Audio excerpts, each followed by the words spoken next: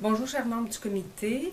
Mon nom est Sylvie Trépanier, je suis directrice du Centre de ressources familiales du Haut-Saint-Laurent. Il me fait plaisir aujourd'hui de vous présenter notre projet que nous avons déposé, Cuisine 100% gars. Premièrement, je voudrais vous parler du Centre de ressources familiales. On est un organisme bien connu sur le territoire. On œuvre déjà sur les 13 municipalités depuis 35 ans. En ce qui a trait à notre expérience en alimentation, on a 16 années d'expérience en cuisine éducative auprès des familles du Haut-Saint-Laurent. Donc, c'est une expertise qui est quand même assez bien reconnue aussi au niveau provincial et par Santé Canada aussi, qui évalue nos projets de cuisine depuis 16 ans. Je voudrais vous parler plus spécifiquement de nos cuisines 100% gars. Donc, c'est suite à l'élaboration de nos différentes cuisines sur leur territoire qu'on a découvert avec le temps que les familles sont desservies, les mères sont desservies, les femmes enceintes sont desservies, les enfants un peu aussi. Par contre, on commençait à avoir des demandes des pères. Alors, l'année dernière, on a fait un petit pilote et la demande a été grandissante. Ça a été très bien réussi. Les hommes qui se sont inscrits à une cuisine pour hommes demandaient de se réinscrire. C'est pour ça qu'on a déposé le projet Cuisine 100% gars. Donc, ça vise, entre autres, à offrir des ateliers de cuisine pratiques pour les hommes sur tout le territoire du Haut-Saint-Laurent, dans les 13 municipalités.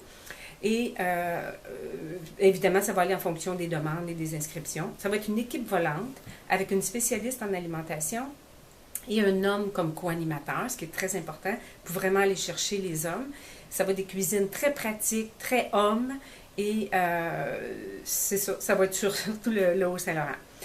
L'idée, ça va être d'avoir des activités très pratiques qui vont pouvoir reproduire à la maison, qui vont s'adresser aux veufs, aux hommes seuls, aux hommes qui sont monoparentaux et aux aînés, entre autres.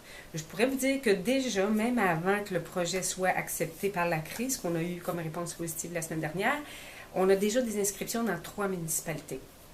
Parce qu'on en parle, il y a beaucoup d'engouement, nos partenaires sont extrêmement impliqués et on a déjà une petite publicité qui est sortie il n'y a pas longtemps. Et je pourrais même vous dire que Ricardo a copié notre publicité au mois de mai, ce qui en fait quand même quelque chose de très intéressant pour nous. Et les partenaires sont prêts à s'impliquer concrètement en termes financiers, en termes de transport, en termes de nourriture, en termes de référencement. Alors, l'idée, c'est de faire en sorte que les hommes reçoivent des services, soient mieux informés de ce qui existe sur le territoire aussi. Il va y avoir des capsules sur le budget. Et notre intérêt, c'est de les amener à une implication citoyenne et à faire en sorte aussi qu'on va former des bénévoles hommes qui vont faire en sorte qu'on va pouvoir pérenniser le projet. Et en termes de pérennisation, pour terminer, je pourrais vous dire qu'on a déjà enclenché une grosse levée de fonds actuellement avec la Traversée du Canada. Et on a une autre levée de fonds qui nous a été offerte, un financement au mois d'octobre par un partenaire privé. Et on a l'intention d'embaucher quelqu'un qui va s'assurer du financement à long terme. Alors, merci beaucoup, chers membres du comité, d'avoir pris le temps de m'écouter. Et je vais attendre, j'espère, de vos nouvelles positives. Merci beaucoup.